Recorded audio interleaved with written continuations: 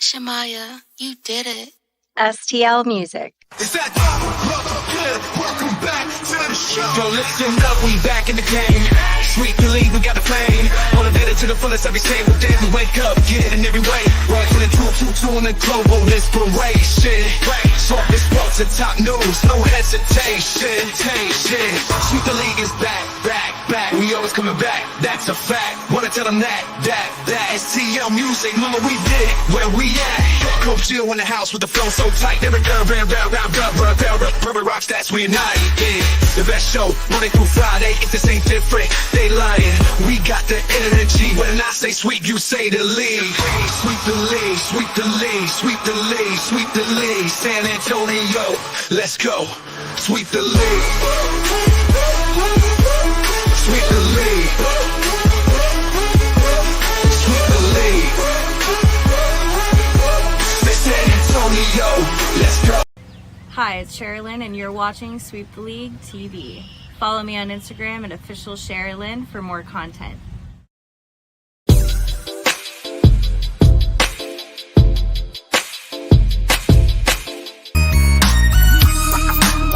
Hey, this is George Iceman Gervin, and you're listening to Sweep the League Radio.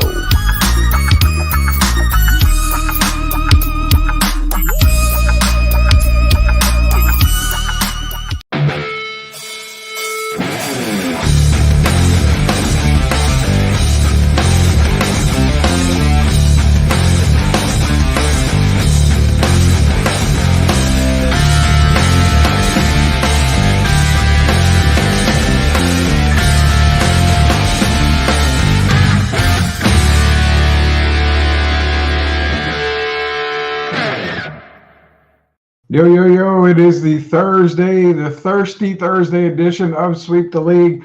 Rudy Campos Jr. joining you here from Sweep the League Studio. Shout out to our sponsors, MCS General Contracting, Special Leaf Tea, Castro and Son Solar, and La Cocina Taco Truck, all sponsors of Sweep the League. We are almost to Friday, guys. We got one more day. It's going to be Friday. It's going to be a great weekend. The Big Three is coming to San Antonio this weekend. If you guys want to catch tickets and get tickets, be sure to grab them, man. It's going to be on Sunday. I believe it's over at Ticketmaster. You can get the Big Three tickets from there. You're going to see, a bunch of NBA stars from the past. You got Michael Beasley, Joe Johnson. You got a couple of guys that will be playing there. Jeff Teague's in there as well. You've also got coaches like George Gervin. San Antonio's own George Gervin's going to be coaching in the Big Three this weekend. So definitely an exciting weekend for some 3-on-3 basketball, more exciting than what we're seeing on Team USA 3-on-3 basketball. We're going to get into that in a little bit here. I don't want to spend too much time on that, but we're going to talk about it. Also this weekend, Saturday, halftime pizza. You got Big Poppy, Brandon Medina, and Sith Lord Elias are going to be hosting a SummerSlam watch party for you guys out there at halftime pizza. All you local guys in San Antonio, you want something to do? You want to go watch wrestling? They're going to be giving away prizes. I think there's 7 matches. They're giving away 7 prizes. So be sure to head over to Halftime Pizza. Tell them Sweep the League sent you. I'm going to try to stop by. I've got some stuff that I've got to do, but I'm going to try. I'm going to make every attempt to stop by this weekend over at Halftime Pizza for some SummerSlam. Who do you think is going to win? Maybe we'll talk a little bit about wrestling. Maybe tomorrow we'll get into that here as well. Boxing weekend as well. Tomorrow we're going to talk to Derek Gervin, hopefully about boxing as well. But nonetheless, it's an exciting weekend, guys. We're going to get y'all ready for the weekend. We're going to talk some Olympics tonight. We're going to talk some 3-on-3 basketball. We're also going to talk a little bit, NFL starts tonight, man. So we're going to talk just a tad bit about NFL, get everybody ready. And also Mike Trout is out for the season. We're going to talk a little bit about that as well. Let me bring on Hall of Famer himself, Derek Gervin. Derek is joining. What's up, Derek? How you doing, man? Good, man. I'm representing Sweep the League. Yeah, man. I'm doing fine. Yeah, we've got merch coming out. The bad thing is I keep saying that, but I keep getting the notice from the website like, oh, you have to sign this. Oh, you have to turn this in. You got to do this paperwork. I'm like, Lee, okay, well, give me a minute here. Give me a second. Hopefully they'll make it easier for you. Y'all, come on now. Let's get on board. Here we go. Sweep the League. Yeah, those are like collector cups because that's when we were on the radio because it says Sweep the League radio show on there. So, yeah, definitely collector's cups. Chris Leha from MCS General Contracting. Shout out to Chris Leha. What's up, good gents? It's Thirsty Thursday. Crack a cold one, sit back and relax. Definitely so, man. Chris Gonzalez, what up, Rudy? What is up, Chris? How are you doing, man? Tim Gonzalez, apparently he loves the Blue Devils. I have no idea why. I'm going to figure that out one day, Tim. We will figure that out. Team USA 3-on-3 looked awful today. We're going to get into that because I promised we would talk about it. What up, Lehan fellas? What is up, man? Don't forget, Chris Leha is going to be joining me and the crew on Tuesday. MCS General Contracting is going to be on the show Tuesday. We're going to get a little bit into MCS General Contracting behind the scenes stuff, as well as get some talking to some sports with Chris Leha. So he'll be with us on the show Tuesday. Team USA women's team won earlier today. We were saying that's the most dominant team. That's the dream team right there. Trout needs to retire or leave Los Angeles. We're going to get into that. Got some thoughts on that. Mario, gotta know, how are you? I was wondering how you're doing, Mario. Getting all the comments. Need one of those tees to my collection. Mario, I promise they're going to be released. I guarantee you. Just give me a little more longer. The merch is coming. We got a lot of merch coming as well. Speaking of that, because the merch is running late, we also had another guy running late. He's never late. He's always on time. It's himself here. It's Coach Gio, the future Hall of Famer himself, man. So what's up, Gio? You doing all right, man? Doing good. Just was running a little late, but never late than never. Hey, it's part of your NIL deal, man. Y'all can come in anytime y'all need to. There's no time clock here, okay? The only one that has to be on time is me. That's it. That's the only thing that has to be on time. But nonetheless, man, we got to get into some talk here. So this first segment is brought to you by MCS General Contracting. Like we've been saying, when you start something, whether it be a business, a family, a home, whatever, foundation is the key. And that MCS General Contracting, they lay the best foundation. They are the masters at that. They're going to be able to build you a pool. They're going to be able to get that driveway put in. You know what? They're going to be able just to start the foundation for a house if need be. If you own a business, you need a parking lot done, contact Chris Leha and the boys at MCS General Contracting. Proud sponsors of Sweep the League. Big news of the day. And, we don't talk political stuff on Sweep the League. We kind of keep it as is, and we keep it sports related. This being a sports related topic, I want to get you guys' opinion on it. It's a very popular topic now. Earlier today, obviously with the Olympics going on, you had a boxing scene that ended up happening. Algeria's you gotta forgive me, Aman Khalef basically was boxing against Italy's Angela Carini. 46 seconds into the match, Carini just said, enough's enough. She took a punch. Now, the whole thing behind it is, it's the transgender talk with Khalif basically, transgendering, men, women, I really don't know how to word it pretty much. So you got to forgive me on that sense. But I don't follow a whole lot of political. I don't follow a whole lot of news, anything like that. But nonetheless, she ended up quitting 46 seconds in. A lot of people are talking about, hey, it's wrong. It's, you've got to be able to separate, lines. There's got to be lines drawn. There's got to be this. There's got to be that. You guys coming in and seeing this happening in boxing, what I feel personally is the fact that, Carini trained all this time for the Olympics. And you get it. When you train, you're training years and years and years and years. For it to end in 46 seconds, like the way that it did, you got to feel for her on that sense. And I don't agree with that part. I think it was terrible on that part. But again, I want you guys' opinion on that. I'm going to give you guys the floor on this. Whoever wants to head up first, by all means, go for it. But I want to hear you guys' opinion on this because it's a very hot and popular topic right now. Well, so Mr. Neal, you go first, Gio. And today for your Neal, it means never intentionally late.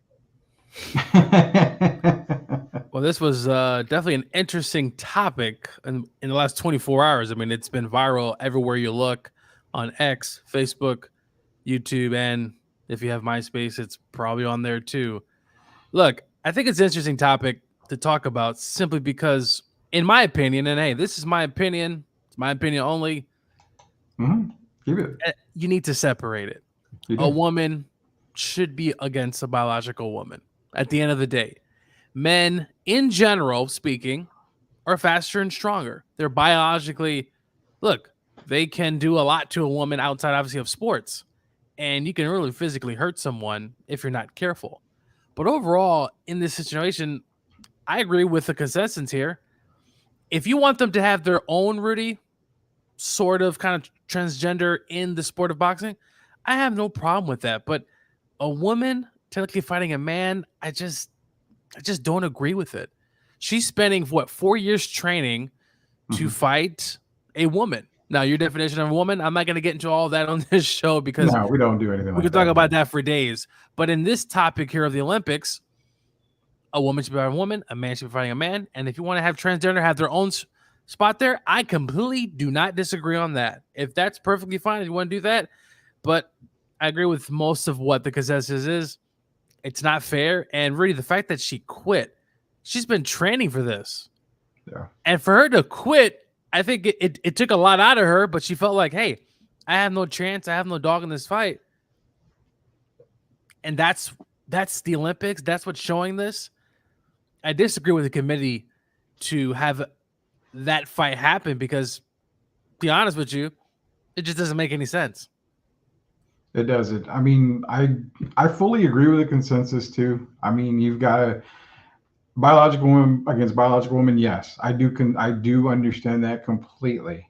Now, the question that I posed in my mind was all this released pre-Olympic competitors. I mean, do you have ideas of who you're fighting or potentially fighting? You know, that's something that I don't know too much about. I'm assuming because you know who qualifies for the Olympics ahead of time.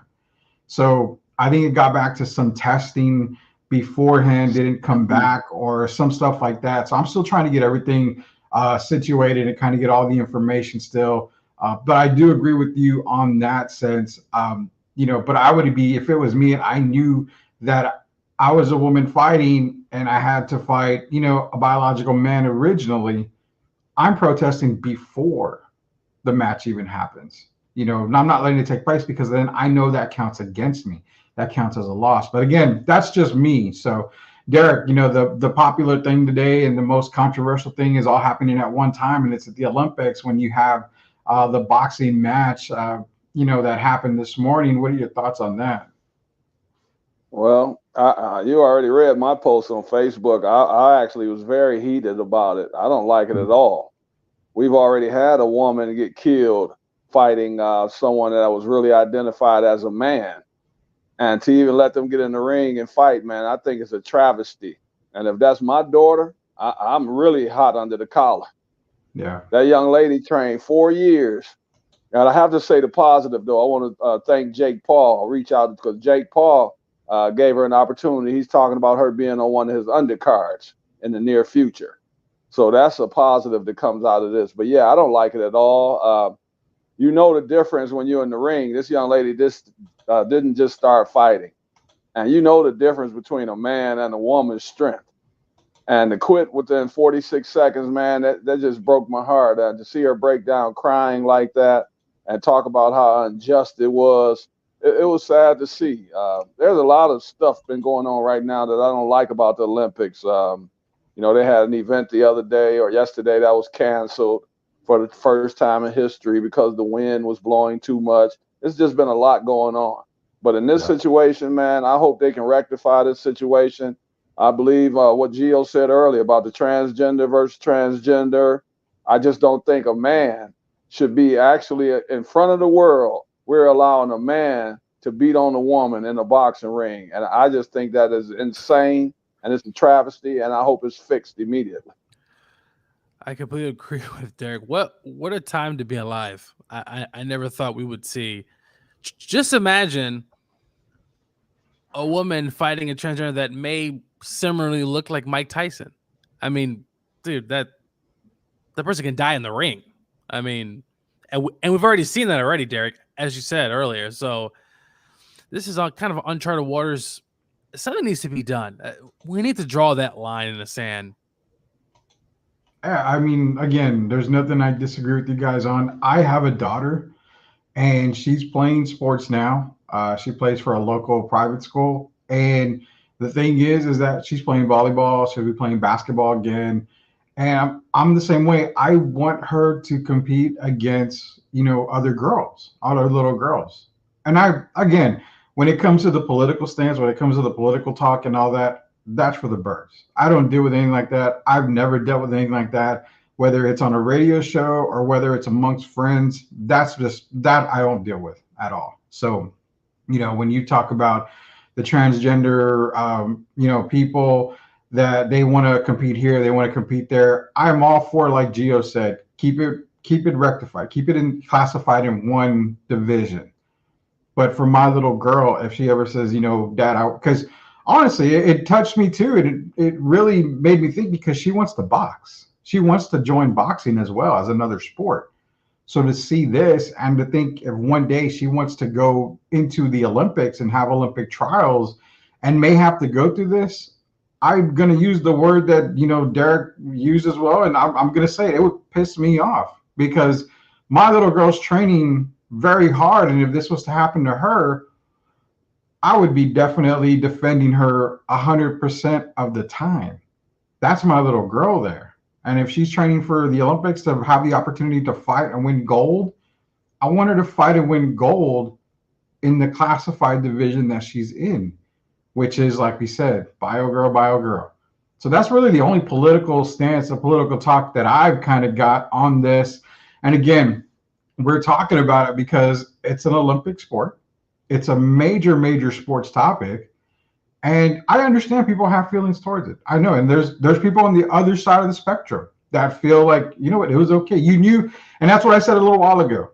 You knew ahead of time what you were getting into.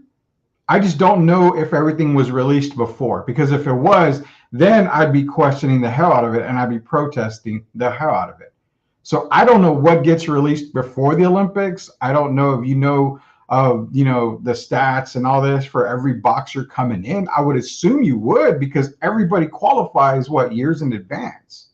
So you should have an idea. So that's my part where I'm like, okay, something has to have been done years ago. It just can't be like, okay, we're boxing and then all of a sudden, this happens. This should have been rectified a long time ago. I mean, am I wrong on that sense? If I am, by all means, tell me. We always talk everything here on Sweep the League. So by all means, if I'm wrong, let me know, because I just think this should have been done a long time ago, where we wouldn't have to seen that sad moment today with her having to quit. Yeah, I'm not sure how that I got to assume they know who's in it, right? Really, for a while, simply because it's kind of like in the NBA, like you kind of know what teams are qualifying. I could be wrong. I'm not really caught up on the Olympics. Yeah, I haven't watched a whole lot of it this year, besides obviously some NBA. But regardless, if she know or she didn't know, I think in the next Olympics, a line needs to be drawn, and you need to separate this, because what's going to happen is these Olympic Games are going to get more wilder and wilder out there, and we're going to see some things that we thought potentially we've never seen, and even in the next Olympics. Yeah, for sure. Derek, you got anything more on this subject? Or No, just a little. Just the fact that we're even having this conversation, for me, taints the Olympics. And just talking about it, it's not even a good thing. We don't talk about when we see two women who have been identified, as they say, as women. Well, we haven't ever questioned the winner and loser. But in this situation, there's too many questions that have been unanswered. And I know the Imani, whatever it is, failed, was not allowed to fight in the World Championships last year. Yeah. And that was done for a reason. So, I don't want to go too much further into it, but I still think something needs to be done about it. Yeah, it really does. And hopefully this is a wake-up call for the Olympic Committee and everybody involved. And hopefully we see some changes in there, because I don't want to see this again. I mean, you get a woman that works so hard to get to the Olympics.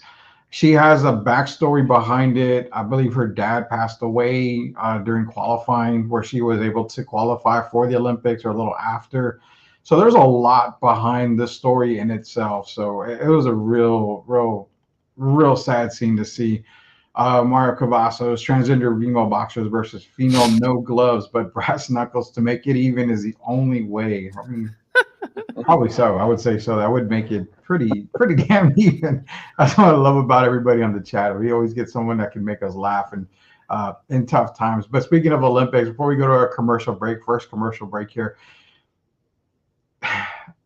3-on-3, man. I mean, I know Team USA is struggling, and I'm just gonna say they kind of suck right now.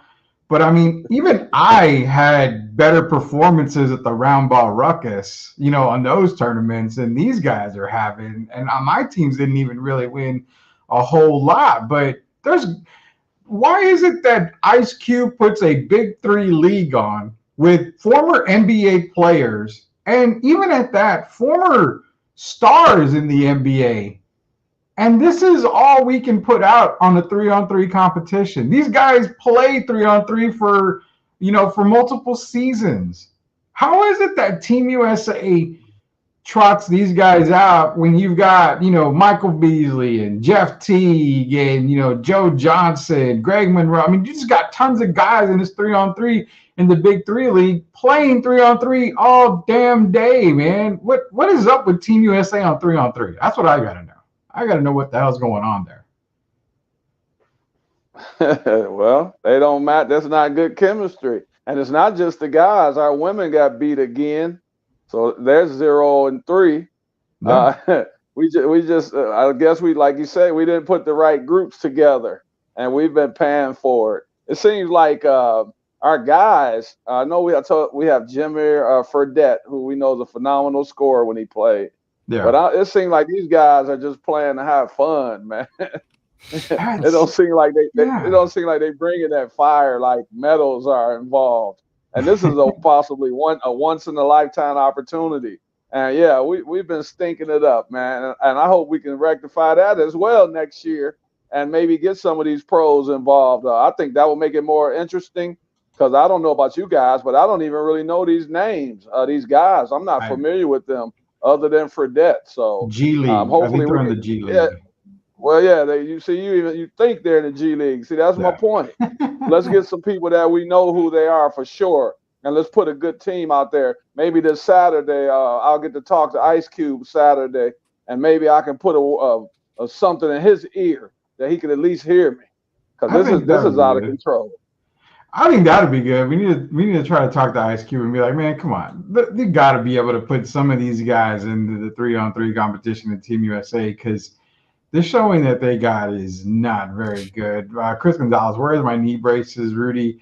I am ready for the 3-on-3 game named the next Olympics. Yeah, so am I, man. I would love to play in the Olympics. Very disappointing in 3-on-3. And Rudy, we all know you wanted to be on Team USA 3-on-3. Don't be a hater for not selecting you. I know I attempted to be on the 3-on-3, but the only thing they offered me was the water boy, and I think I'm a little bit better than the water boy. I have to say that. I can't believe our ladies' performance today. We're getting into some Team USA talk as well. This is Sweep the League. It's a Thirsty Thursday edition. We got some stuff coming up, but Mike Trout, man, coming up, out for the season. Man, years and years ago, when we were doing a show, I said you have to trade Mike Trout when you have the opportunity. And apparently nobody in the Angels organization listens to the show. Hopefully they listen now, because Mike's got to go, whether it be trade or possibly retirement. We're going to get these guys' thoughts on Mike Trout when we get back to Sweep the League. Hall of Famer Derek Gervin, Coach Gio, Rudy Campos wearing the Falcon colors, because the NFL's back tonight, baby. We're going to get into some preseason talk. Gio not wearing a Rams jersey because I think he's still, a little upset that they didn't do much last year. Like I said, they wouldn't. There he gives me that look. That was the look. We'll be back before he gets mad. I see the steam coming out of his playoffs, and we made the playoffs. So, I mean, I thought we had a pretty good year for what we were given. So. It was decent. We'll get into a little bit more here on Sweep the League. We'll be back.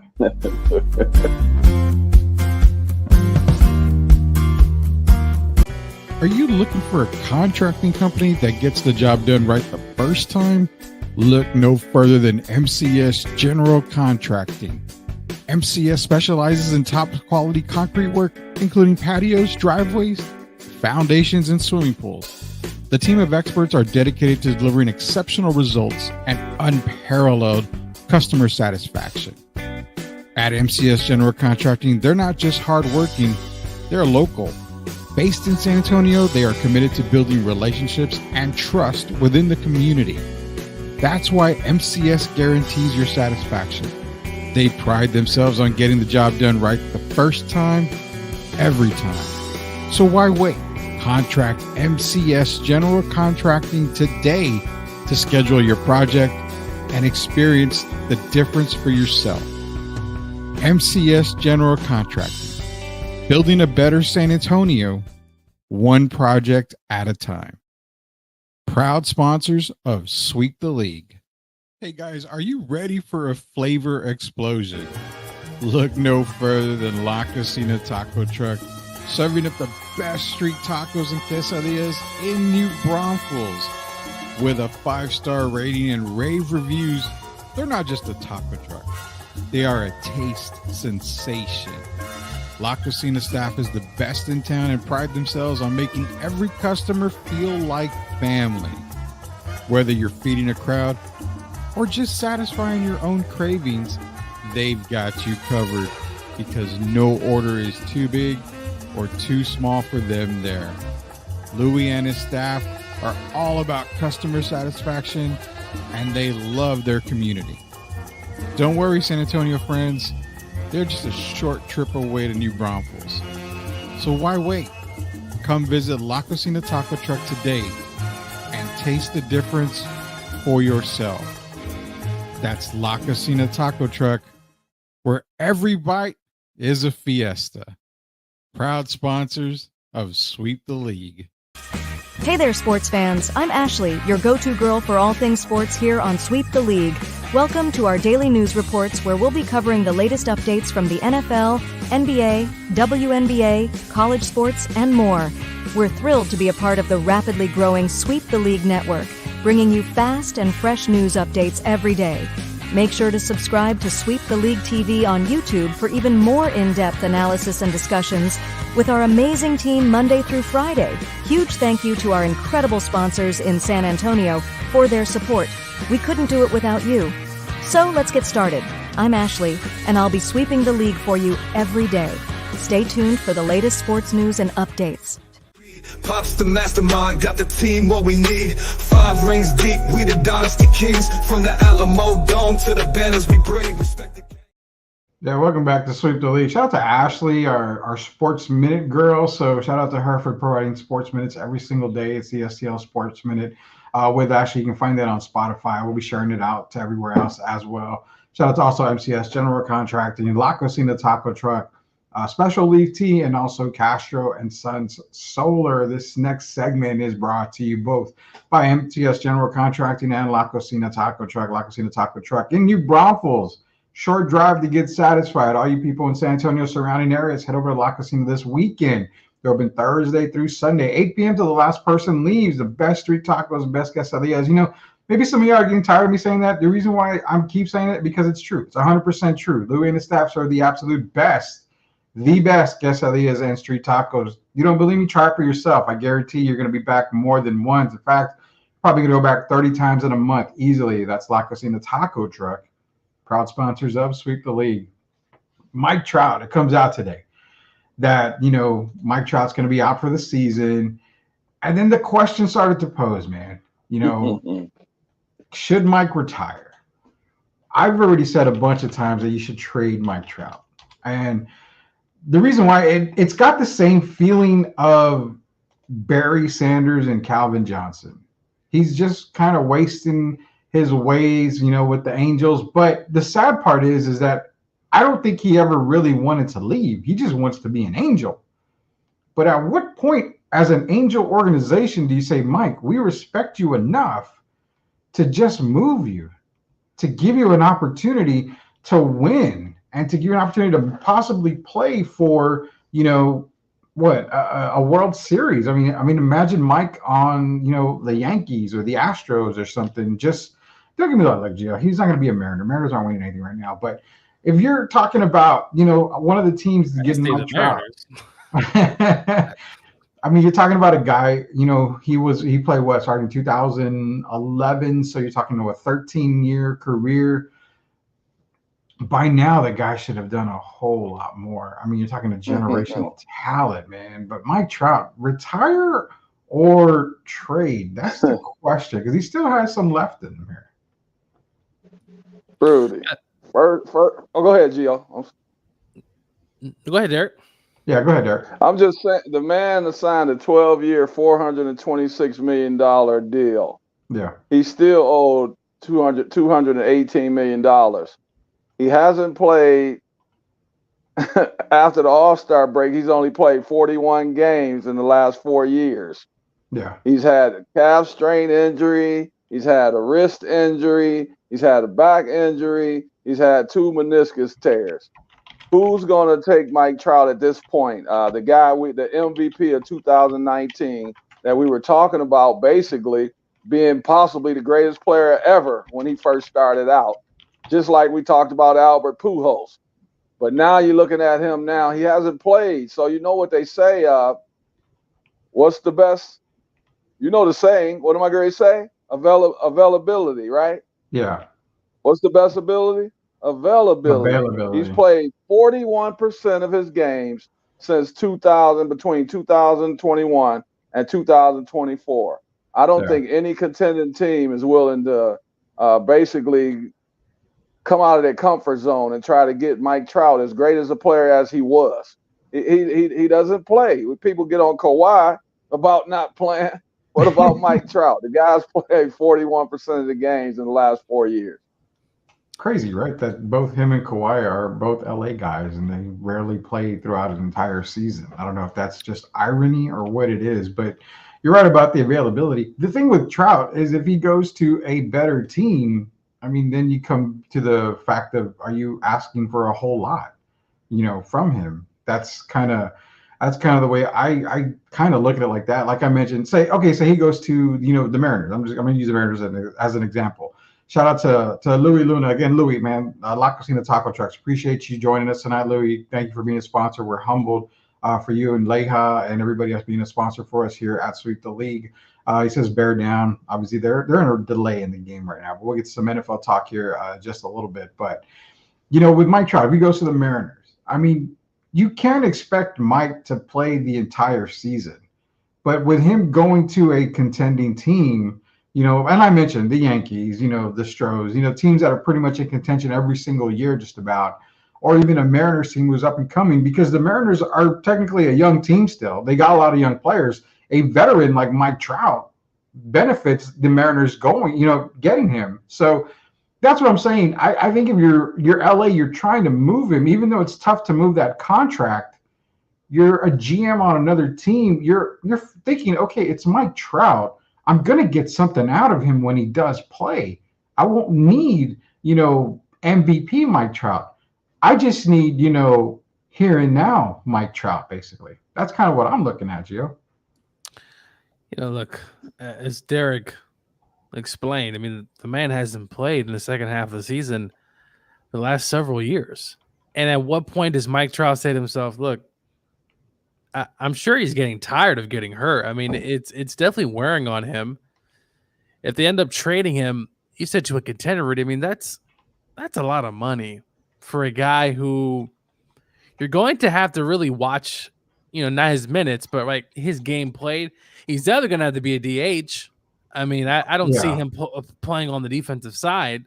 So you're having him as a DH, that would definitely work in a spot, but he's not available. He's not available to play. And the Angels, a franchise that had Ohtani and him, and they couldn't make the playoffs. It's just mind-boggling to think. Yeah. You got those two generational talents, and one now plays for the Dodgers, and the other one's just there dying because the franchise hasn't done anything, even when he's played. There was a span, I think it was last year, in the beginning of the year, where he was scoring a lot of runs, and they were still just flat out just losing. Yeah. And at what point does Trout say to himself, you know what? I'm done. This doesn't make any sense for me to keep. I'll say this, maybe another year or two for Mike Trout, but if you're the Angels, you want to do good by him, but who's going to trade for a guy who isn't available? Again, I think a team, and the MLB trade deadline's over with. I mean, you're not going to be able to make any trades now, but if you were looking for a team to trade, I was looking up some teams right now. I mean, a team like the Braves would have been a good one. They're sitting in second place. They're still about 6 out of first against Philly, but to make a run in that second half of the season. You know, the Braves would have been a good team for him to go to. I mean, like I said, imagine him on the Yankees. I know I said, you know, it's like the you know, the what is it, the dark side or whatever they call it, the baseball or whatever. You know, the Yankees would be another one. Even a team, you know, like Cleveland. I mean, how the Guardians could use a bat like Trout. And that's what I'm saying. It takes, the contract is bad, but you're getting him just for that playoff run. Have we ever seen playoff Trout? Pretty much. I mean, no. I mean, we don't know exactly the type of player, if he could or he can be still on a better team. And Chris Gonzalez is making a point. You know, maybe he does not want to play for the Angels. He gets hurt, quote unquote hurt. Could that be the reason why? He's just getting kind of tired of being an Angel and just doesn't want to be there, so he's hurt. You know, I don't know if he's intentionally getting hurt, like that gets mentioned, but I mean, something's got to be done. I think in the offseason, you've got to do everything and anything to move Mike Trout. You're not winning. When the hell are you going to win? If you're going to tie up that kind of money, you would expect to at least have a chance at winning with a player like Mike Trout. So if you don't have that chance, cut your losses, man. Get whatever you can for him. That's the thing right there. Louis, if you're in here, man, you got to lay out the menu. What's the go-to menu item at La Cocina? The street tacos, I know that. I mean, everybody talks big time about the street tacos. Did you ever have the tacos at last weekend, Rudy? No. I didn't have them last weekend. I'm trying to get. You know what? I'm not doing anything tomorrow night. I'm texting Louis when we're done here. I'm gonna see if I can head over tomorrow night, grab them, because I've got the big three. I got a party going this weekend. I got stuff that we're gonna be doing this weekend. So I know I'll be able to make it this weekend, but I'm gonna hopefully go tomorrow. And if I do, I'll take a video for you, Gio. I'll take a video for you. That way you can watch me eat the taco and be jealous yourself, man. So yeah. I'll listen. If I want to have a taco, I'm having a taco. But you and Derek are like in shape. Y'all have the shape, man.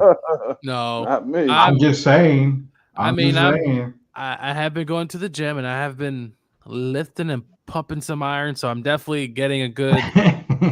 I'm getting slimmer. My body composition's changing a little bit, but tacos to me, they fit in my calories a day. I'm eating about 2,000 calories a day and under. So if they fit in there, I'm gonna eat my tacos. I had tacos today, 4 of them for dinner. So 4 do you eat gluten-free tortillas? That's what Leha wants to know.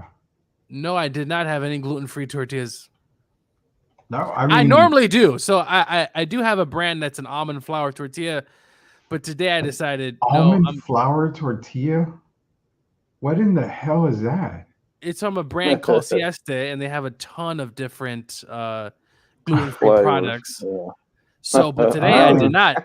Today I had corn tortillas. So, and I don't feel any guilt or anything like that. I'm gonna wake up tomorrow and go right up to the gym and feel pretty good. So, I mean, I feel guilty eating bad. I do, and I just started. My daughter gets, she gets the cheeseburger meal at McDonald's. She doesn't eat the fries. I eat the fries. I feel guilty for eating the fries. Now, for granted, it's not the large super size me fries. It's just regular medium fry. But I mean, I don't know, man. As long as now, of course, I'm eating healthy. Like I'm eating a ton of protein, salads, veggies. But there are days where, hey, I might have a little bit of extra calories. I might be able to fit this in. And I've come to the conclusion where, hey, I'm not going to hate on myself because I had a few extra tacos. I'm not going to gain that weight in 24 hours, right? It takes probably a few weeks of me eating tacos consistently for me to actually gain weight. So I'm in a good feeling. I'm having certain foods that I want. Now, a lot of foods I'm not eating. Like, I'm not going to McDonald's and having Big Macs. Like, of course, I'm not going to be eating that. But I can twist and I can make variations of foods to my way of my liking. I'm kind of a creature of habit, Rudy. So I can eat the same thing every day and literally not get tired of it. Like I can have the same thing. So lately I've been my having. wife gets pissed off at that because I can eat Chipotle every day, all day. I can it's like I can eat the same all thing day, every day. I gotta know something. We're talking about eating. We went from Mike Trout, because I guess Trout's a fish, to a healthy fish at that, or to now eating. I gotta ask Derek, as a player, what was the meal like as a player? Because NBA wise, did you stay away from certain foods when you were training and playing basketball? Is there stuff that trainers were like, you don't want to eat this or eat that? No, I basically did it my way, as Frank Sinatra said. I ate what I felt like eating. I just made sure if I kind of splurged and ate a little too much, I made sure I worked out. Like Gio said, just the following day, I just made sure I got a good workout. But back then, it wasn't. They didn't talk about your diet as much as they do today. And, we didn't have some of the stuff that they can, all the different diets, all these people that's working with the teams.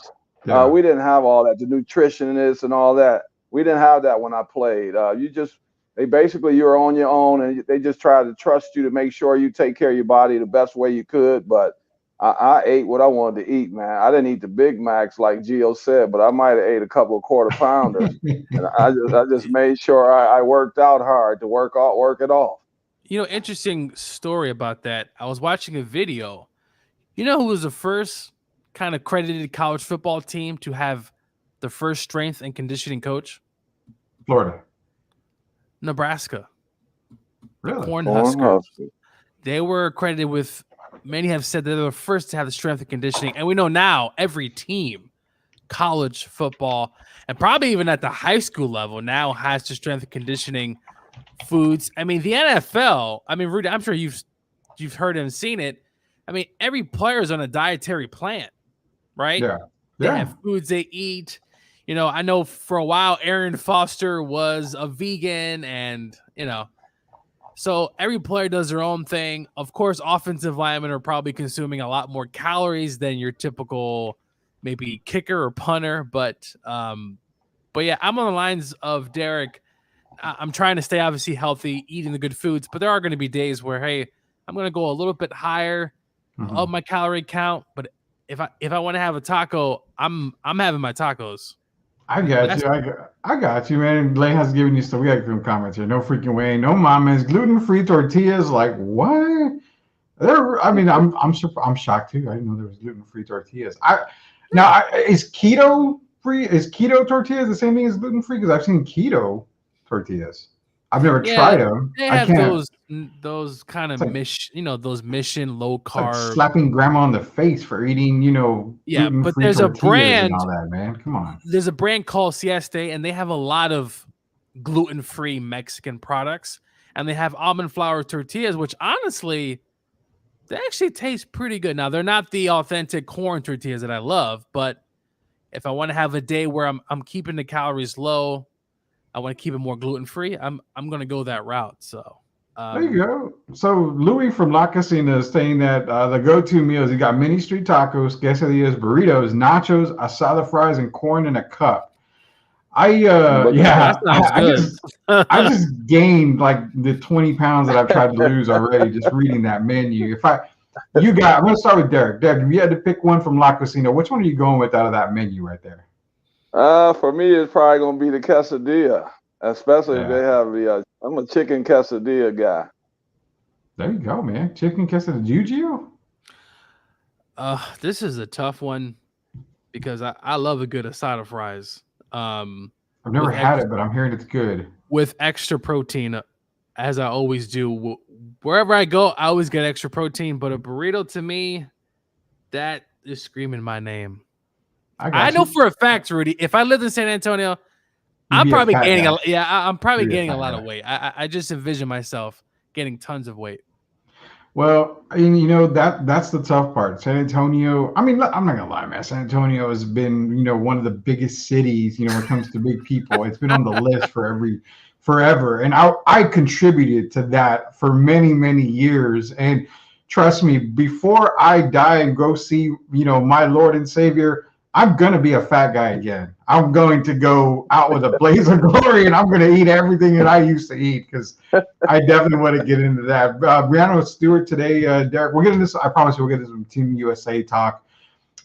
So Louis telling everybody here, if you go into La Cocina, name drop Sweep the League, he's going to take care of you. That's the perfect reason. Another reason to go to La Cocina Taco Truck. Louis will take care of you. Just drop Sweep the League. Hey, say, I heard you all guys on Sweep the League. He's going to take care of you.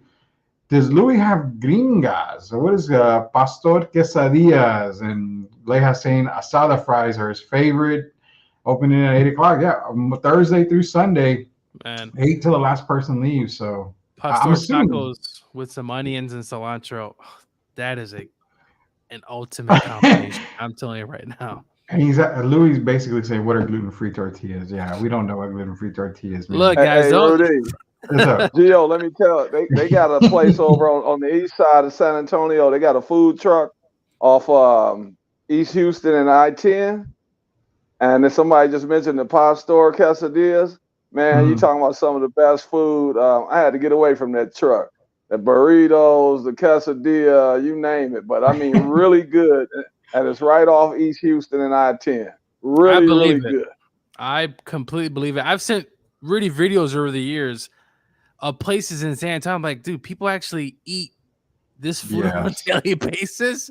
I mean, there was a place in San Antonio that had these pancakes. It's like the size of my head. I was like, dude, I would probably hate it. Is it I think it's Joe's? It's probably that one. That's a historic place, yeah.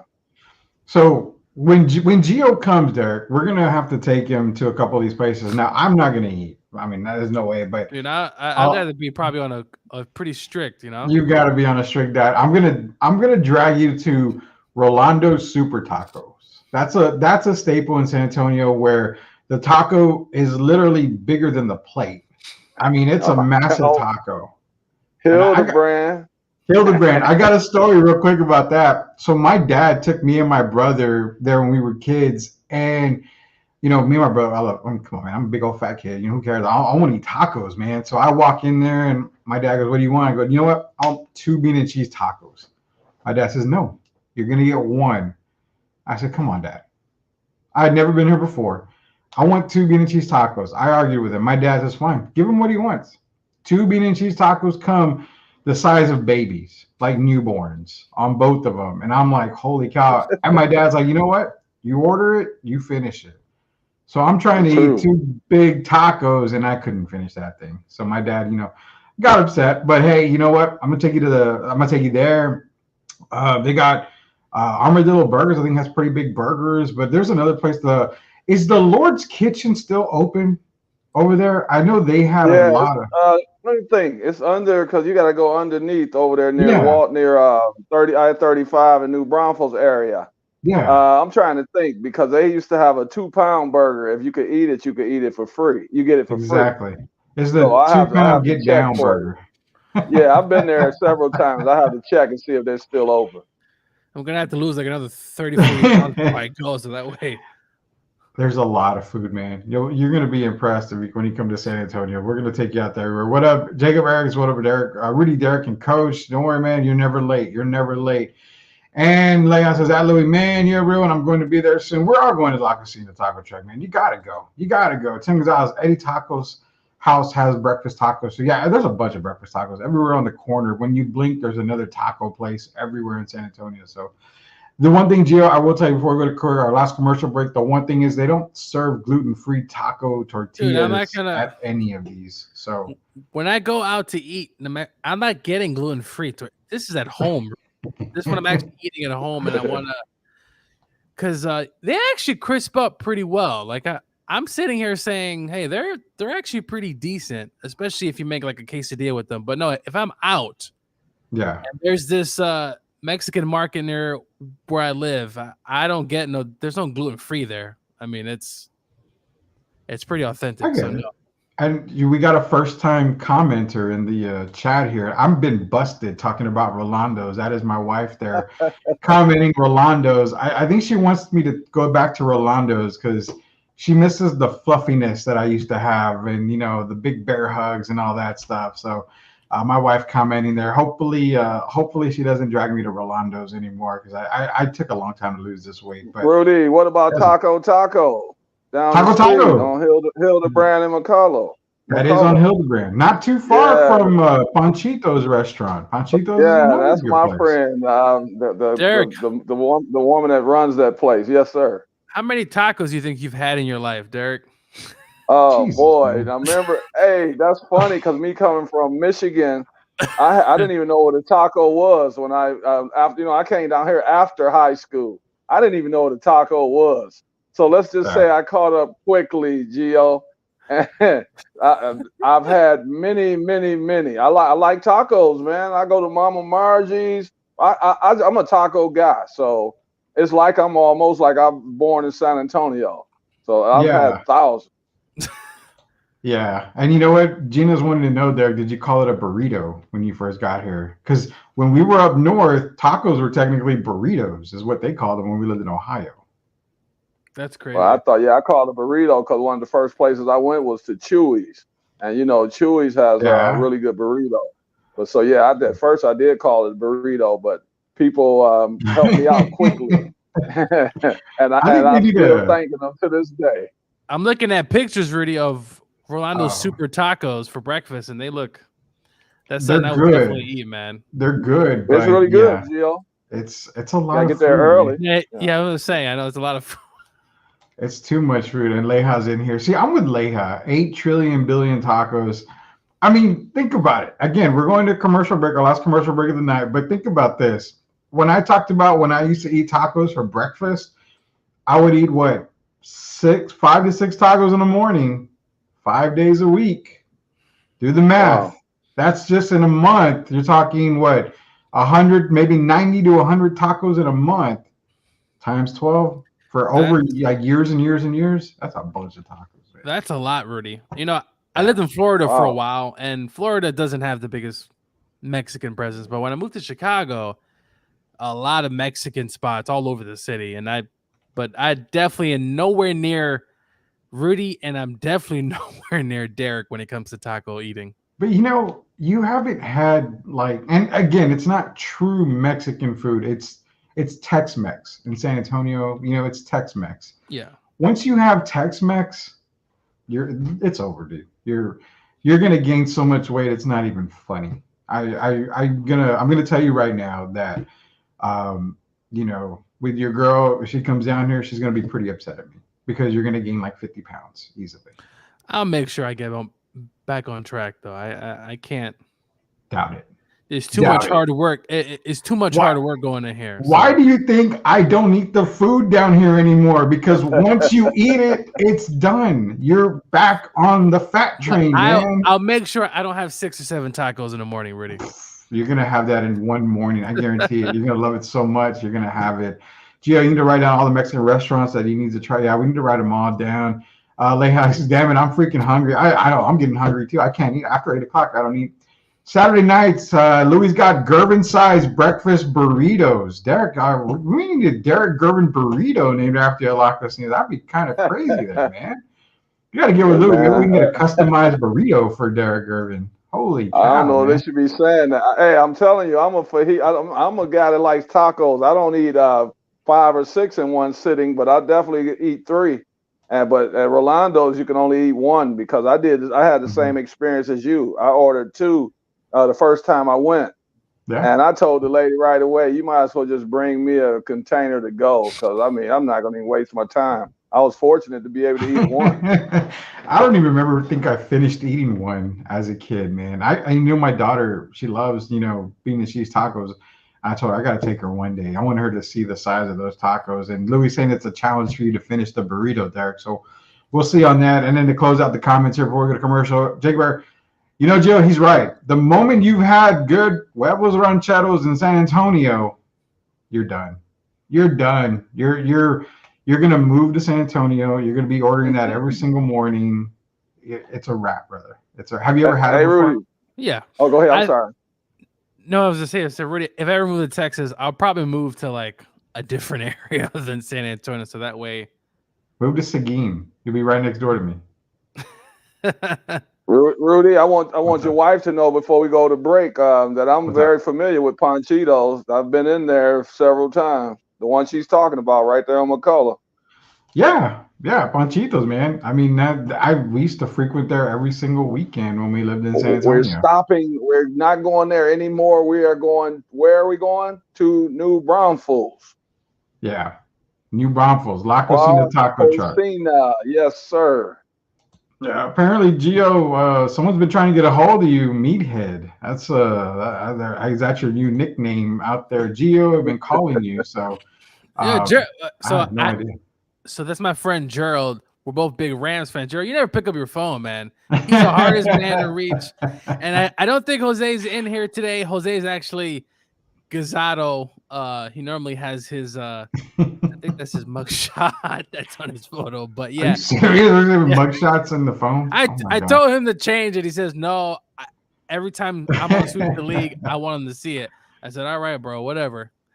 There you go. There you go. Eddie's is a good spot too, according to Louis there. And again, he's got receipts, man. We got to go to commercial break. We're way overdue. When we get back, NFL's back. We're talking NFL football, Texans and Bears. They were on a delay. I'm going to check to see if the game is back on. We're just going to give a little quick shout out on that right now. Derek shaking his head no, so I'm assuming they're still on a delay. We'll talk a little bit about football here. Okay. Canceled. Okay, we'll get to that here in a little bit. On the way back here, we'll talk a little bit about the NFL, and then we also got some stuff coming up for the weekend that we're going to announce. So it is Hall of Famer. It is Derek Gervin. It is Coach Gio, the future Hall of Famer, and the former big guy of San Antonio, Rudy Campos Jr. We'll be back.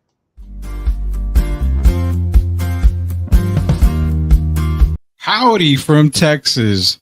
You've got to be tired of the sizzling electric bills and the Texas heat, right? Well, partner, we've got the solution for you. Introducing Castro & Sons Solar, harnessing the power of the sun to save you some serious cash. Their top-notch solar panels will have you soaking up the savings in no time. Imagine lower electric bills, a reduced carbon footprint, and the satisfaction of going green. Their expert team will take care of everything from installation to maintenance. We're talking hassle-free, worry-free, and stress-free solar solutions. So why wait? Join the solar revolution with Castro & Sons Solar. Let the Texas sun shine bright and your savings shine even brighter. Castro & Sons Solar, empowering your home one sunbeam at a time. Call them today and let's get this solar party started. Can you imagine a world where nature meets wellness, where every sip you take nourishes your body and soul? Introducing Special Leaf Tea, a line of 100% natural, ready-to-drink iced teas crafted to boost your immunity and energy. With 4 unique flavors to choose from, as in hibiscus blueberry, tangerine ginger, pomegranate blueberry, or the original, you can indulge in the perfect blend of taste and nutrition. Their teas are carefully crafted with 2 times the antioxidants and no added sugar. They're known to help with blood pressure, hypertension, type 2 diabetes, cholesterol, weight management, and even provide natural energy without caffeine. Join the movement towards natural wellness.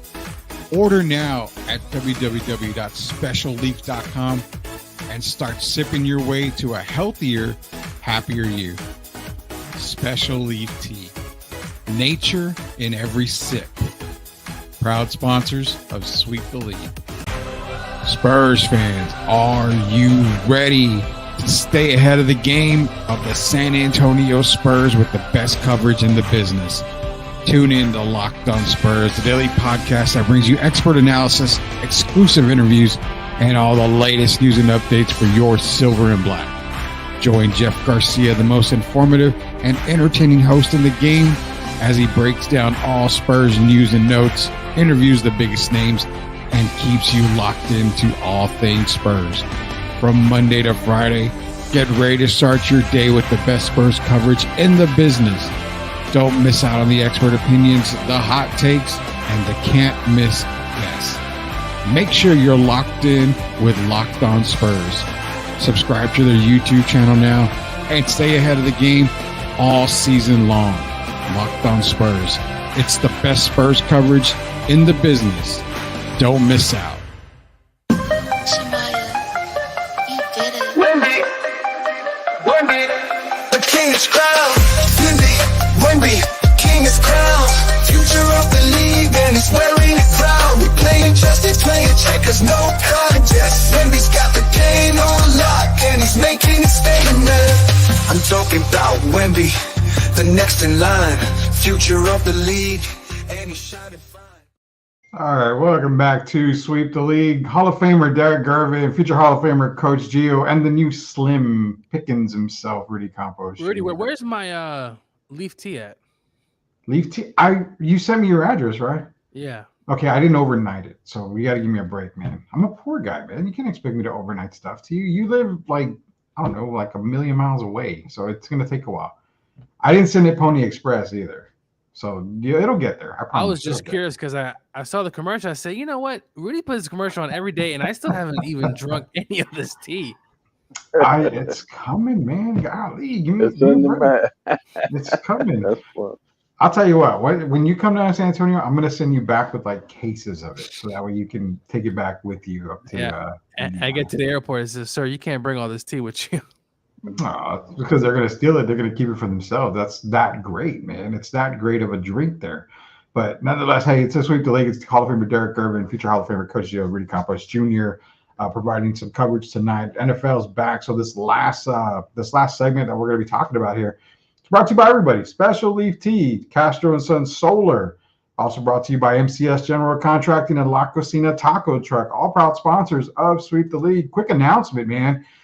This weekend, we have the big three coming to San Antonio. So grab your tickets now. The big three, former Spurs legend, hometown favorite, George Gervin, one of the coaches for the team out there. You're going to see a lot of great former NBA talent, a lot of great players out there. Be sure to go ahead and check out the big three this weekend.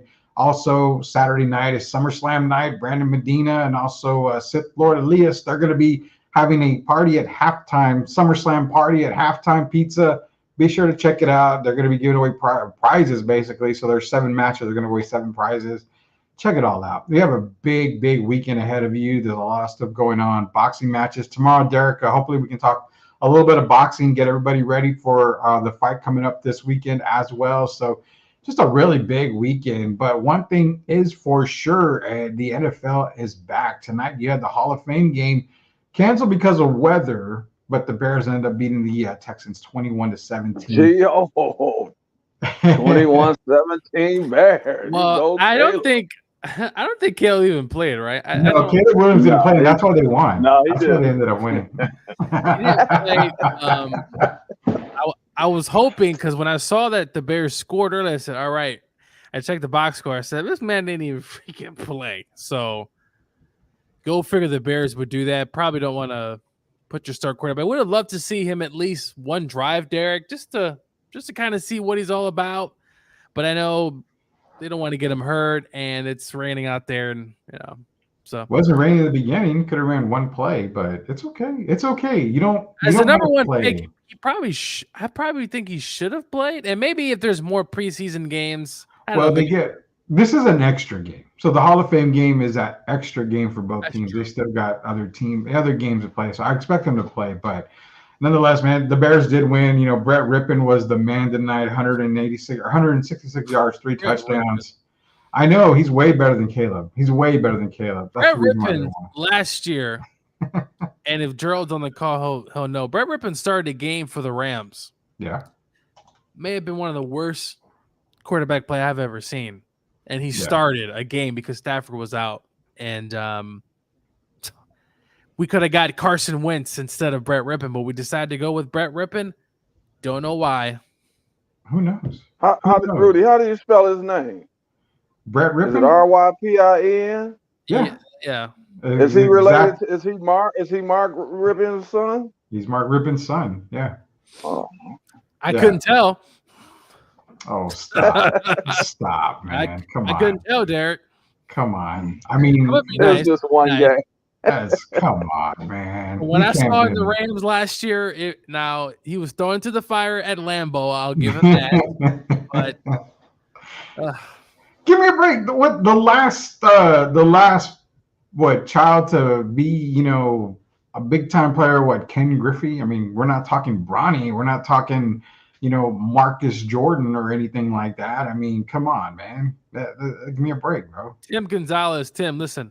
I believe Shedeur is going to be a franchise quarterback.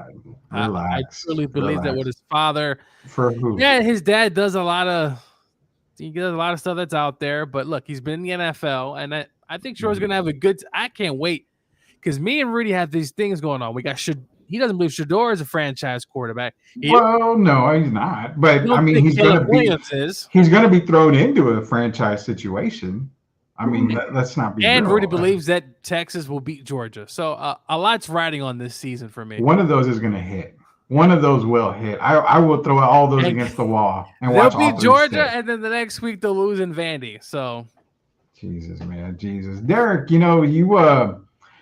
got NFL starting, man. And the other day, actually, I believe it was yesterday, we were talking and we said, legitimately, you and I have the exact same Super Bowl picks as of right now in the Jets and the Lions. And Gio loves it, the Rams, and gets mad because I'm taking the Lions over the Rams again. But legitimately, this year. This is going to be a year where I think we're going to see some teams make their way that they're not supposed to, in my opinion. Obviously, the Jets being one. Now, the Jets with Aaron Rodgers, they're going to be, big time. But how much do you believe that the Jets are that team in the AFC? Because people are like, you're forgetting about the Chiefs. You're forgetting about Mahomes. Well, they're also forgetting the defense. They did downgrade this offseason. Well, what about the Bills? What's Josh Allen? And who else? We talked about the Chargers. I mean, there's so many other teams, but I think the Jets actually stand out more than a lot of the other AFC teams. Now, with the exception of Houston, but I have a little bit more faith and experience than I do in still a young team personally.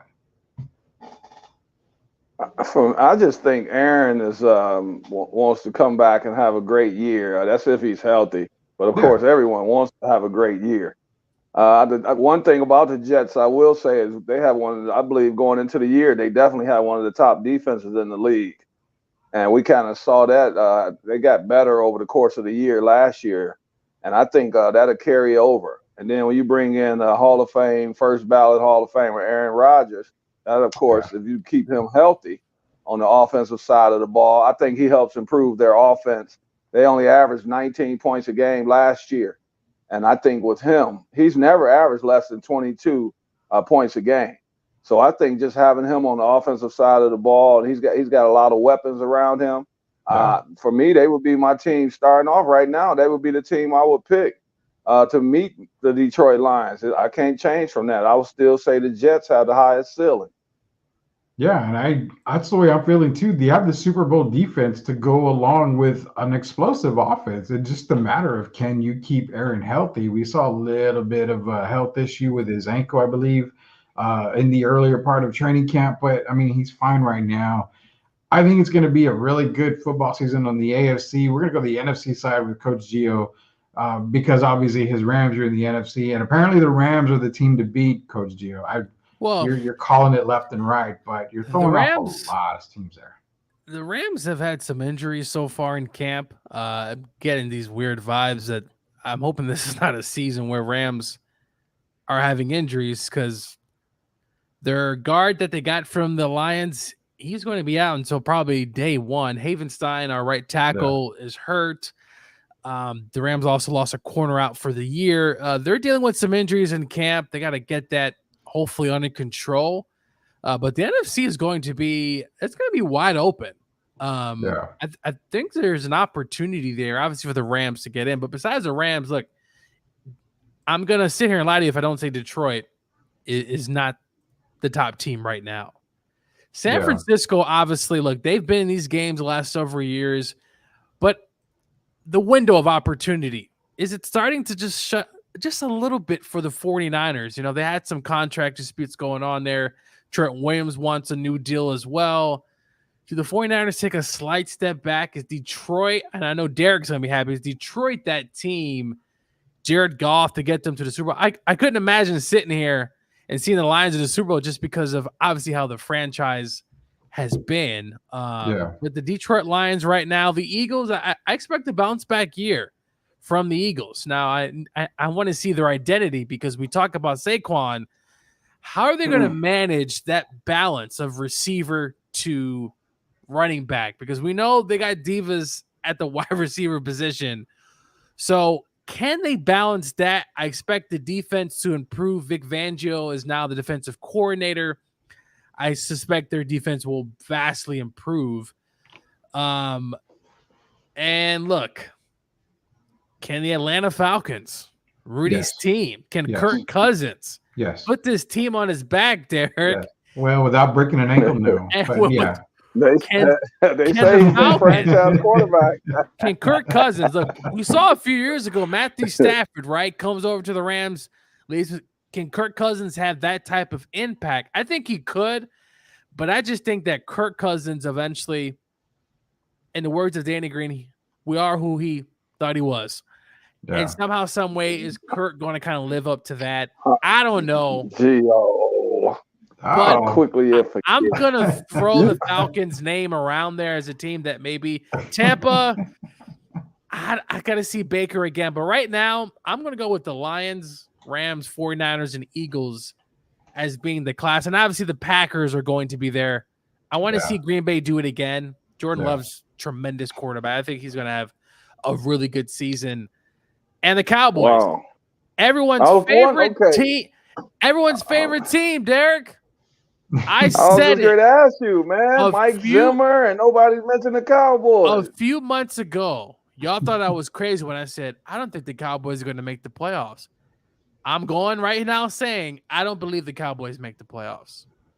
Wow. Wow. Not 12-5. I think Dak Prescott. First of all, he don't like the way he's being treated. Who knows if Dak? I'm not saying he's going to sabotage games on purpose, but I don't think Dak's going to be in a rush without a new deal, going out there and really laying everything on the line. This is a team. Derek, tell me where they got better in the offseason. Please tell me. Well, they have Mike Zimmer for one, the defensive coordinator, right? They did bring back Mr. Cabo. I don't know. I know he's not going to play. He's not the same guy he was when they gave him the $90 million. I'm not even sure who that guy is anymore. I don't know who that guy is. Once they take care of CD, I believe in the Cowboys. Remember, now Jason Garrett, I used to call Mr. 8-8. I call Mike McCarthy Mr. 12-5. So the last 2 years they went 12-5. I could see them being 12-5 again. They're going to make the playoffs, and I think they're going to be one of the best teams in the NFL again. Do you think, though, Derek, the fact that they didn't give McCarthy an extension, that he's essentially just a lame duck coach waiting to be fired? Yeah. Sometimes that goes the other way. Guys use that as motivation, including the players. And I think they like Mike McCarthy. He's made some or didn't make some decisions. We talk about adjustments during the game, and we know he's sometimes come up short. But guys still have to remember he has won a championship. And I think he's played well. I think Jerry believes in him. Stephen Jones believes in him. And if this is his swan song, hey, so be it. But I think he wants to play, have a good team this year, and I think they'll do well. Because remember, now you're still putting this on your resume in case it doesn't work out after next year and some other team is knocking at your door. So I think the guys are going to support him. I think Micah Parsons is going to be hungry. I think Dak's going to be hungry. I think CD's going to be hungry. And I think they're going to have a good team. I would agree with you if the owner wasn't Jerry Jones, because it seems like Jerry has something to say about McCarthy every day. So, but the beauty of it, time will tell, Derek. In a few months, once the season starts, we'll see where Dallas is headed.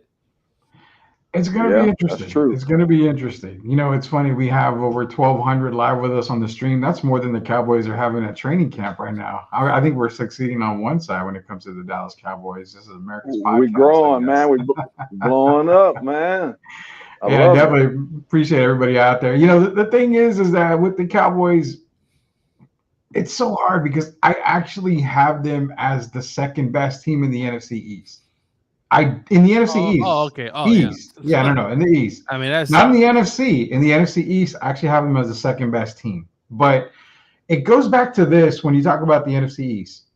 Are we really expecting the Giants to do anything? If you're Malik Neighbors and you're kind of seeing what I'm seeing in training camp, it's looking decent. I mean, he's gotten a little bit of a rep with Daniel Jones right now. But do we expect the Giants to do anything? No. Now, a surprise team in the NFC East could be the Commanders. I won't lie. They could be a surprise team in the NFC East right now if we're looking at it. I just don't trust the Eagles a lot, man. It's like I said, you added another diva, and you know what? Barkley's not a diva, but you added another superstar to an already superstar offensive laden team. Somebody's going to bitch about not getting the ball, man. They will, Rudy, but with that talent and with the defensive guys they've drafted and also drafted this past season, I just feel like this team is going to get it together and figure out a way. Now, I'm not saying they're going to win the Super Bowl, but this team just too much talent. To me, Dallas, your number one pickup was Ezekiel Elliott, and that's really saying much. Now, obviously, in the draft, they did get some players there, but I just don't think they did enough. I thought teams got better, and Dallas really didn't do much. And I get it, but Jerry did say he's all in. He's all in, Derek. He's all in. But I couldn't tell Jerry because I didn't really see anything you really did. You didn't really do anything. Jerry. So, Jerry's a businessman. I just think the Eagles are going to get it together. They're going to figure out, and they better, because Sirianni, if he doesn't, this organization is not afraid, guys, to fire coaches. No, they're not afraid to fire coaches. Do you really think Travis Kelce? I mean, not Travis. You think Jason Kelce would have retired if he saw Super Bowl potential this year? I still think he would have. He talked about it the last few years. They did have that doc on him, I think, with him and his brother on Amazon Prime. I'm not sure if y'all checked it out, but yeah, he was going through a lot with his body. I mean, it seemed like to me his body was breaking down, and it was only a matter of time of him to retire. So I'm going to say I don't think it wouldn't have mattered. I think he still would have retired regardless. Yeah. Simply because of what I saw on that doc was he could barely walk sometimes. I mean, he was at the age where it's probably time to give it up. But of course, losing him is going to be big. But I think they're moving Cam Jernigan's inside at center. I think Cam will be fine. I think this team is, and look, they got that illegal, 1 yard push to that's still in the league. So they're going to be able to get first downs and move the ball. And I think they'll win 10 games. I just think they have too much talent. They got talent, but I always go back to the mentality of that Eagles team. I mean, can they keep it together? Can AJ Brown be okay with not being the guy sometimes, and letting Devontae Smith? It kind of reminds me of Antonio Brown when he was in Pittsburgh, which I thought was kind of odd to me. But then you figure out what type of guy AB was. Now, obviously, you could also have CTE, but we could talk about that another day. He would get upset, guys, if he didn't get the ball and they won. Which just shows you. And also, AB recorded Tom. Remember in the locker room in a playoff game of Tomlin talking about Bill Belichick. He recorded that. Yeah. And that just sums it up. AJ Brown, listen, man, you're a talented player. Just play within the offense. If it's your day, it's your day. But I know he's not going to listen to us. He's going to pout on that sideline like he did a lot last season. But Jalen Hurts is going to have to step up. He's the quarterback. He's going to have to step up and manage. Along with Nick Sirianni, he needs to manage these characters because it's some strong ones in that locker room. Yeah, it is. Hey, Rudy, AJ's the new Keyshawn. So just throw me the damn ball. Later for winning, man. I'm trying to improve my brand. Just throw me the damn ball. Keyshawn Johnson 2.0. Pretty much. And the Titans traded him for a bag of Doritos and a Diet Coke, dude. I to this day, and I don't think that was Mike Vrabel. I think that was ownership. Yeah, it was. And speaking of the Titans, man, DeAndre Hopkins is out 6 to 8 weeks already. It's been upgraded to 6 to 8 weeks now. I can get that for you right now. As a matter of fact, they were saying like 4 weeks, about 4 weeks, but 4 weeks can turn into 6 to 8. I didn't really had them doing anything. I'm interested to see I'm interested to see at the quarterback spot 46. What Will Levis is all about. We saw some of him last season. No Derrick Henry, so which means there'll be a new guy up front in the running game. I think I need to see what Jill says when we have her on, Rudy, Yeah, to we maybe will. kind of spark some hope, because I don't know if that team is there clearly yet. Let's go, Will. The Titans aren't going to win the division. No. I mean, that's definitely a Texans division right there. I think the Colts, and I know I live in the Indianapolis area, Rudy. If Richardson stays healthy, I do like this team to have a good shot at winning division. I know the Texans are there, and they're flying high right now, but don't sleep on the Colts. I agree with that, Gio.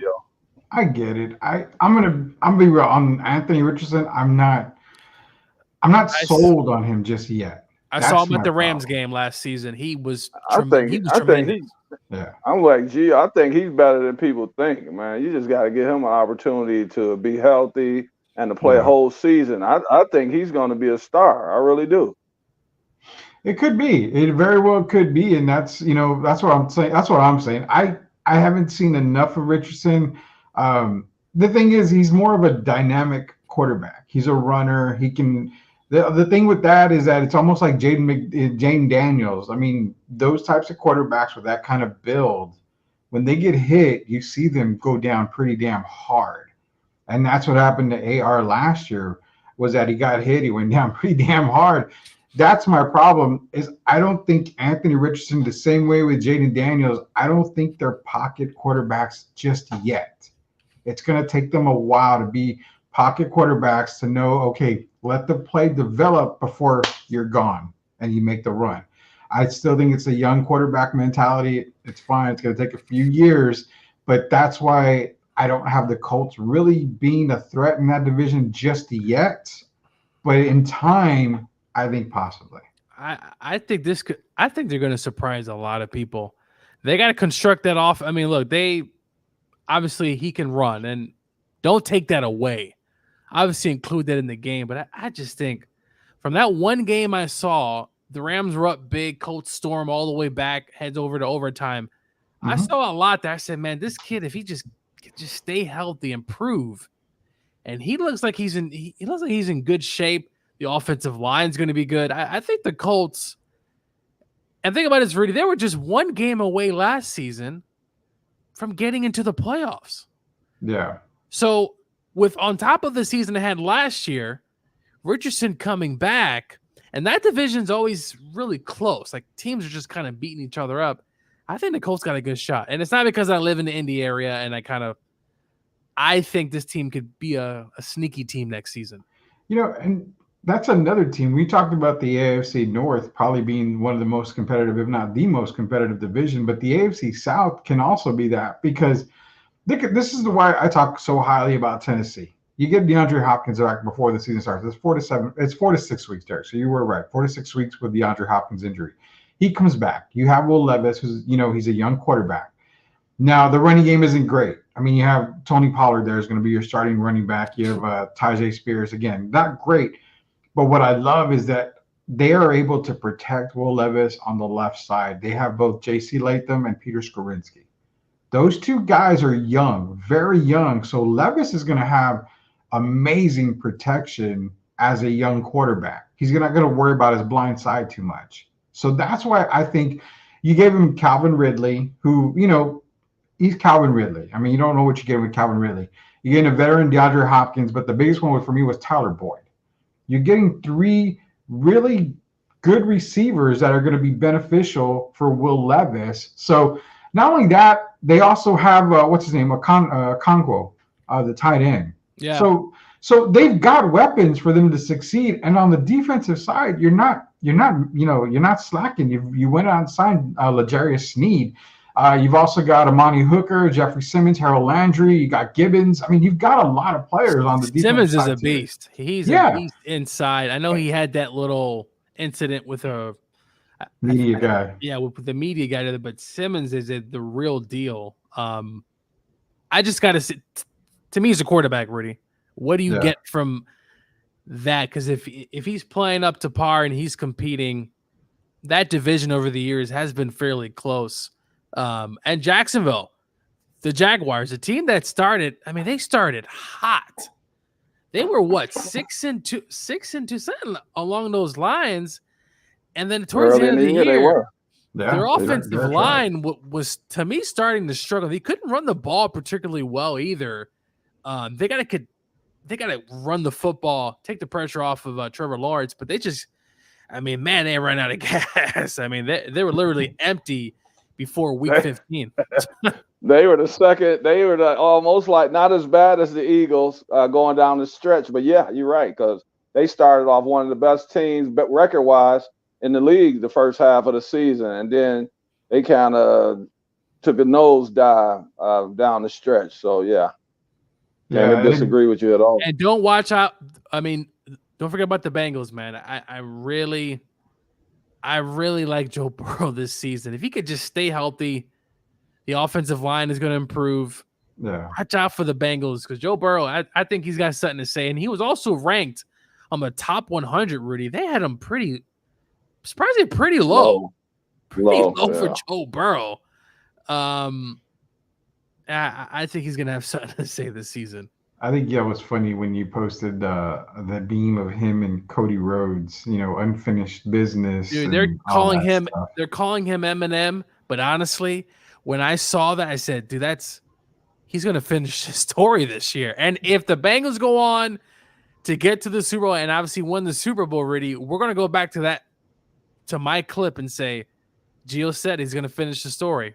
Now, a lot has to happen. You got to get a little bit lucky and, a flip of the ball here, a catch here. One thing I want to add real quick before we leave, the Raiders, Rudy, did you see one of the Raiders players making fun of Patrick Mahomes with the Kermit frog? Yeah, I did. And Mahomes basically said, I'll deal with that later on, basically. Why? And now I think it was a rookie, if I'm not mistaken, who did this. Why? It's the Raiders, dude. Why? Like, I will say this: Antonio Pierce, he probably kind of liked it a little bit because that's something that the Raiders would do. But why point and just get at the Chiefs? Just leave him alone. Just leave him alone. Some fires you don't stoke, man. Exactly, man. I wouldn't be surprised if he throws 5 touchdowns against the Raiders, and he's going to probably try to. Probably in the first half. He's going to throw 5 touchdowns in the first half. I wouldn't be surprised to see that happen against Kansas City and the Raiders. I mean, if you're the Raiders, you want to poke fun of a quarterback, poke fun of like Bo Nix. Poke fun of somebody who, probably is going to end up struggling their first year. I don't know, Caleb Williams is probably another one you want to kind of poke at.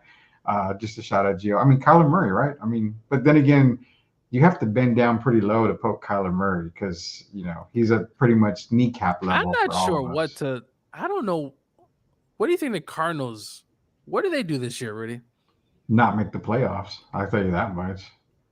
They're not going to do very much at all. I don't see them doing anything, to be honest with you. Kyler's going to have with how that roster has changed over the last few years, he's going to have Aaron Donald's not going to be running after him anymore, but still, a lot of other people are going to be running after him. They still trying to get him to look at the playbook, man. I mean, come on. Tyler's best days are behind. I liked him in college. I just don't think – and the pros, man, he's had a decent career, but I think we've seen he's reached his ceiling already. I really believe that. It's a big year, Derek. Yeah. This is the year you mean on the good side or on the negative side as far as the Cardinals? Yeah, I honestly think they're probably the worst team in the NFC. I think. Are you sure, Rudy? I mean, they're one of them. They're going to be one of them. Maybe Carolina is worse, but I don't even think Carolina can be that bad, in my opinion. I think the NFC. I think the Cardinals are probably the worst Giants, team. The Giants could be flirting. They could be flirting. They're flirting. Why are we comparing Kyler and Daniel Jones again? The two damn teams that we compare. I'll say this: Daboll, he's got to be on Ozempic because the man looks great. I mean, he looks like he's in great shape. He looks good. Looks ready to go. Yeah. I think it could be the Giants, but you're probably not wrong though. The Cardinals, The Commanders, I do think they could be a sleepy team, but if it goes real south, this could be a team that obviously has a rookie quarterback, probably bound to struggle with the roster. Now, if they can get Brandon Ayuk, I would love. Well, the rookie quarterback is a concern in Washington, but when you have Cliff Kingsbury as an offensive coordinator, I kind of see the rookie quarterback scale a little bit better for Jaden Daniels there. I mean, that's just me with Kingsbury there. Magic Johnson, the Magic Johnson touch, man. There you go. I forgot about that. There you go, man. Magic Johnson, all he does is win. Come on, man. You got to remember about Magic there. So, NFC-wise, I think the Cardinals are probably the worst team. I mean, Carolina Panthers, I see it, but I'm liking what I'm seeing in training camp. I like some of the moves that they made.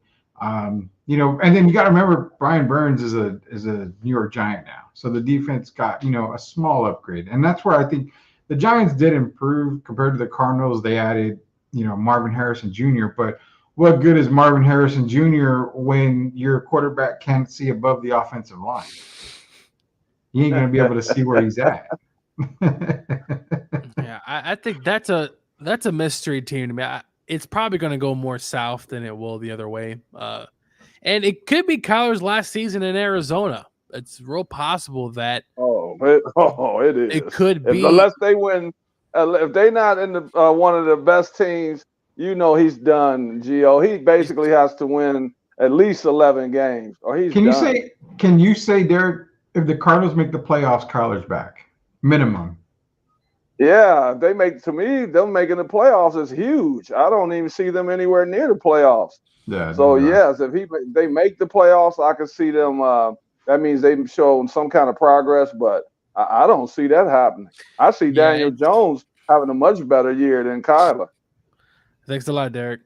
I really do. I think Daniel Jones. I think you notice you guys talk. I always stay out of the Daniel conversation. I actually think he's going to surprise some people this year. Look at that. There's believers, man. I'm telling you. Dude, Daniel Jones, I saw an interview. They asked him this weird scientific question, and he was trying to answer it. And he reminds me of Eli Manning, how he gets kind of spaced out, and he's kind of just like, yeah, I'm just trying to play better. And I don't know if his relationship with Dayball, I don't know if it's the greatest, Rudy, and it's probably not. But that's his quarterback, so. Well, you said you reminds you of Eli Manning, so then I see 2 Super Bowls before he's done, which makes him a better quarterback over Kyler. I didn't say all that. Derek didn't say all that. He just said, "Hey." I didn't say. I Well, no, Gio said he reminds him of Eli Manning, man. Come on, man. He has that look, that kind of dumbfounded, like that look where like he's kind of spaced out and he's they kind of have the same disposition. They do. It's the same thing that he has. So that's all I'm relating. I'm not saying he's going to win 2 Super Bowls and beat Patrick Mahomes. Could there be a quarterback that, like, how Eli beat, Tom in the Super Bowl twice? Could there be a quarterback on the NFC side, Rudy, you think, that could have like that Eli Manning type of scenario, which he beats Patrick maybe 2 or 3 times in the Super Bowl? Oh my God. Oh man. Yeah. I'll say Kirk Cousins. No. I'll say Jordan Love. I think Jordan Love has the potential to be that Eli Manning person against Patrick Mahomes in the NFC. If I have to go with one person, I think Jordan Love is that guy. Yeah, I can see that. I agree. Yeah. And a lot of it has to do with, the team they put around him. But it's weird because we've only got 1 year of Jordan Love, and it was a great year. But I've always said it, and in basketball terms, I know Derek, because you kind of given me the look a couple of times when I mentioned it. It's almost like basketball terms. You have a great year, a la Tyrese Halliburton had a magnificent year last year. I never discredit what he does on the court. I never discredit what Jordan Love did on the field. I just need another year of it in order for me to say, okay, he's here. He's now. It's ready right now. He's ready to just go. So that's what thing in basketball terms. I want to see Halliburton do it again next year for Indiana. Be that guy. get them back to the playoffs, make some more moves, get them closer. Same thing for Jordan Love, because we know when you have a good year that first year, that's a whole year for a defensive coordinator to scout you and make all the necessary adjustments. So if he has the same type of year this year, Jordan's ready. But yeah, we're looking at one guy in the NFC. I'll take Jordan Love against Patrick Mahomes and have that, Eli and Tom Brady type of matchup there. But whereas if it was ever a Super Bowl matchup, I would take Jordan Love. So nonetheless, man, it is, we kind of went a little overboard, but no worries, man. We're talking NFL. We're talking anything and everything. Tomorrow's Friday. We're going to get you guys ready for the weekend. It's a Friday edition. It's a fun Friday edition of Sweep the League. We'll probably be talking more Team USA stuff. Tim's begging us to talk Team USA women's. I promised him we're going to get to a lot of this stuff, but so much happens in the sports world that we can't cover everything and everything under the sun. But don't forget, we're giving away Madden 25, August 16th. Be on the lookout for that post. We're going to be giving away the Madden 25 coming out August 16th. You got to be a member or a subscriber on YouTube. Go to YouTube, search at Sweep the League TV, be a subscriber for your chance to win a copy of Madden 25. Like I've also said, we're going to do a TikTok giveaway as well. The TikTok's going to be a massive one. Go ahead, Derek. Rudy, before we get off the air, quickly, for Tim, I'm going to address Tim because he asked me about it earlier. Tim, I thought that Belgium played well. It kind of made me nervous as we moved down to the quarterfinals for the U.S. ladies. But yes, we gave up a lot of, they ran a lot of pick and rolls, Belgium, and a lot of cuts to the basket. And so that was kind of sad for me to see. Most of their points were 2-point shots. They didn't hit a lot of three-pointers, but they didn't attempt a lot of three-pointers. Team USA played well. Of course, Breonna Stewart and Asia Wilson carried us again. But yeah, I got a little nervous seeing Belgium get so many cuts and pick and rolls to the basket. So I just wanted to address that because I know you had asked me about it earlier. Yeah, there you go. And that's what I'm saying. We'll talk more about Team USA as we go on. I appreciate everybody joining us here tonight. 1,300 on the live stream strong tonight. I appreciate everybody joining.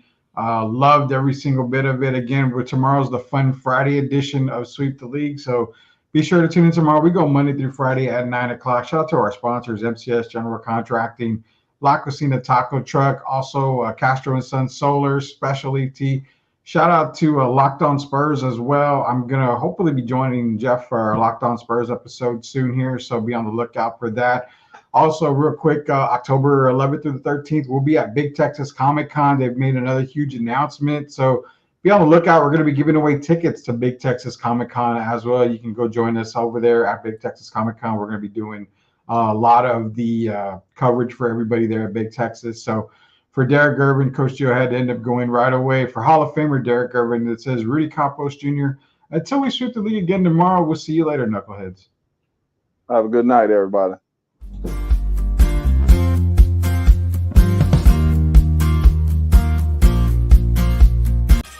Hey there, sports fans. I'm Ashley, your go-to girl for all things sports here on Sweep the League. Welcome to our daily news reports where we'll be covering the latest updates from the NFL, NBA, WNBA, college sports, and more. We're thrilled to be a part of the rapidly growing Sweep the League network, bringing you fast and fresh news updates every day. Make sure to subscribe to Sweep the League TV on YouTube for even more in-depth analysis and discussions with our amazing team Monday through Friday.